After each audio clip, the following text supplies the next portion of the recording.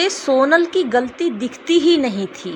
सोनल अपने कमरे से उठती और खाना बनाकर अपने कमरे में चली जाती। किसी ने खाया या नहीं खाया उसे कोई फर्क नहीं पड़ता था। 2 दिन बाद आज सुबह सोनल जल्दी उठ गई थी और जल्दी जल्दी नाश्ता बनाकर रख दिया। थोड़ी देर बाद ही बन ठन कर तैयार हो गई। अंश, आज बहू सुबह सुबह तैयार हो गई। हाँ माँ, आज सोनल अपने घर जा रही है। पर बेटा, ये तो एक रस्म होती है। जब बेटी को लेने उसके मायके वाले आते हैं और सोनल के घर से तो कोई आया ही नहीं। मम्मी, तुम भी किन दकियानूसी बातों को लेकर बैठ गई हो। सोनल अपने घर ही तो जा रही है। अंश बेटा, तुम शादी के बाद कितना बदल गए। अब तुम्हें मेरे विचार दकियानूसी लगने लगे हैं क्या मम्मी? आप भी दूसरे लोगों की तरह सास वाले ताने मारने लगी। अंश हंस दिया। सोनल के घर वाले आ रहे थे, लेकिन उन्हें कोई ज़रूरी काम आ गया। मैं सोनल को छोड़ आऊँगा। सोनल चली गई। जाने के बाद राधिका बहुत रोई। शाम को जब उन्हें पूरी बातों का पता चला तो वो बहुत नाराज़ हुए। राधिका तब भी रोती रही। किससे कहती, क्या कहती? शाम तक आने को कहकर अंश 2 दिन तक नहीं आया। राधिका अंदर ही अंदर कुढ़ते हुए चुपचाप सब सहती रही। मनमोहन जी से कुछ कहती तो वो उल्टा उस पर ही बरस पड़ते। 3 महीने बीत गए थे। सोनल मायके से नहीं लौटी थी। राधिका ने भी फ़ोन नहीं किया। अंश आए दिन सोनल के पास चला जाता और हफ्ता भर नहीं लौटता। आस पड़ोस में भी बातें बनने लगी थी। राधिका घर से बाहर निकलती तो सब पूछने लगते, बहू कब आएगी? राधिका के पास कोई जवाब नहीं होता। उसने घर से बाहर निकलना ही बंद कर दिया। राधिका के मन की स्थिति कोई भी नहीं समझ रहा था। जी अपनी ही दुनिया में थे। सुबह के गए, शाम को घर पर आते। धीरे धीरे राधिका ने भी खुद को असहाय समझने लगी और बीमार रहने लगी। एक दिन अचानक राधिका ने दरवाजे पर दस्तक हुई। दरवाज़ा खोला तो देखा सोनल और अंश सामने खड़े थे। अरे सोनल बेटा! राधिका चहक पड़ी। सोनल से तो उसे वैसे भी शिकायत नहीं थी, उसे तो अपने अंश बेटा से ही शिकायत थी। सोनल भी राधिका को देखकर हंस दी। राधिका को बहुत अच्छा लगा। उस दिन बहुत देर तक राधिका और सोनल आपस में बातें करती रही। शाम को जब मनमोहन जी घर आए तो उन्हें पूरा घर हरा भरा दिखाई दिया। खाना खाने के बाद मनमोहन जी अंश से बोले, बहुत दिन हो गए हैं, हम साथ कहीं नहीं गए, चलो टहल के आते हैं। अंश को याद आया, जब वो छोटा था तो रोज़ खाना खाने के बाद अपने पापा के साथ टहलने जाता था। उसने तुरंत हाँ कर दी। बेटा अंश, हमारी बहुत इच्छा थी कि हम तुम्हारी शादी अपने लोगों के बीच कराते, किंतु किस्मत का लेखा कहें या तुम्हारी जिद, सोनल इस घर की बहू बनी।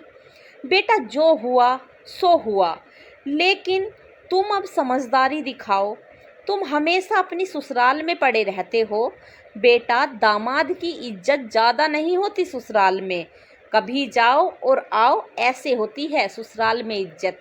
और सोनल को भी समझाओ, ये उसका घर है, अब उसका ही मान सम्मान इस घर से है। तुम्हारी माँ सारा दिन गुमसुम सी रहती है, पर मैं उसका दर्द समझता हूँ। लेकिन इस शादी से उसने ही तुम्हारी जिद पूरी की थी, इसीलिए वो कुछ नहीं कहती। अंश सिर झुकाकर सारी बातें सुन रहा था। तुम उसके जिगर का टुकड़ा हो, उसकी उम्मीद हो, उसमें तुम दोनों, तुम और सोनल खरे उतरो। छोड़ो बचपना, सोनल को समझाओ। जी पापा। मनमोहन जी और अंश घर आ गए। अगली सुबह राधिका की जब नींद खुली तब सोनल जाग चुकी थी। बहू, में ये परिवर्तन देखकर राधिका की खुशी का कोई ठिकाना ना रहा। मनमोहन जी ने सोचा कि मेरे समझाने का असर है। राधिका जब रसोई में पहुंची तो सोनल कुछ ढूंढ रही थी। क्या चाहिए सोनल बेटा? जी मम्मी जी, वो चीनी नहीं मिल रही। हटो, मैं निकाल कर देती हूँ। मम्मी जी चाय पियोगे? पापा जी का नाश्ता क्या बनेगा? राधिका के पैर जमीन पर नहीं पड़ रहे थे और राधिका को इतना खुश देखकर मनमोहन जी भी बहुत खुश थे। कितनी उनकी ये खुशी भी ज़्यादा दिन नहीं रही। अभी सोनल को आए 4 दिन नहीं हुए कि अंश बोला, मम्मी आज सोनल को उसके घर छोड़ने जाना है। क्यों?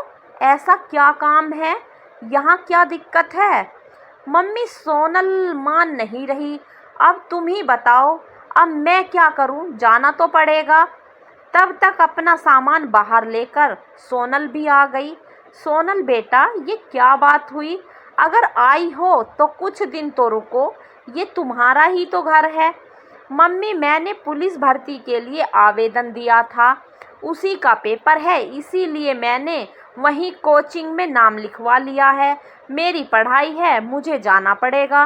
बेटा ऐसी क्या ज़रूरत आ गई तुम्हें नौकरी की? और फिर ये सब भी तो तुम्हारा। मम्मी जी, कमी तो मेरे पापा के घर पे भी नहीं थी, फिर भी उन्होंने मुझे आत्मनिर्भर बनाया। मम्मी आप परेशान ना हो, सोनल को छोड़कर मैं कल आ जाऊंगा। सोनल फिर चली गई, लेकिन सोनल का इस तरह आना और फिर चले जाना राधिका को समझ नहीं आया। जाने क्यों राधिका के ध्यान में घर के जेवर पर गया। उसने जाकर देखा तो घर से पूरा जेवर गायब था। अब राधिका की समझ में आया कि सोनल देर सवेर जागकर घर की कीमती चीजें ही ढूंढती थी। राधिका सुनो, घर के पूरे जेवर गायब हैं, बहू की अलमारी में भी उसके जेवर नहीं हैं। क्या बात कर रही हो? मनमोहन जी ने देखा तो अलमारी खाली थी। मनमोहन जी ने तुरंत घर से चोरी की एफआईआर करा दी। अगले ही दिन अंश, पापा जी क्या ज़रूरत थी एफआईआर करने की? एक बार पूछ तो लिया होता। बेटा जी, क्या तुम्हें ले जाने से पहले पूछना नहीं चाहिए था? तेरे जैसी औलाद से तो बे औलाद रह जाते तब अच्छा था। 4 महीने अंश नहीं आया, राधिका रोती रहती और मनमोहन जी ने भी अंश और सोनल से रिश्ता तोड़ दिया। और फिर एक दिन सोनल, अंश और उसके पापा मनमोहन जी से मिलने आए। बोले, कैसे आना हुआ? हम अंश का हिस्सा चाहते हैं। सोनल के पिताजी बोले, आपको शर्म नहीं आई बेटी की ससुराल में आकर इस तरह की बात करते हुए? इसमें शर्म की क्या बात है? अंश कुछ करना चाहता है और आप पूरे पैसे पर कब्जा किए हैं। अंश चुप था। देखिए, अंश भी यही चाहता है। मैं सपना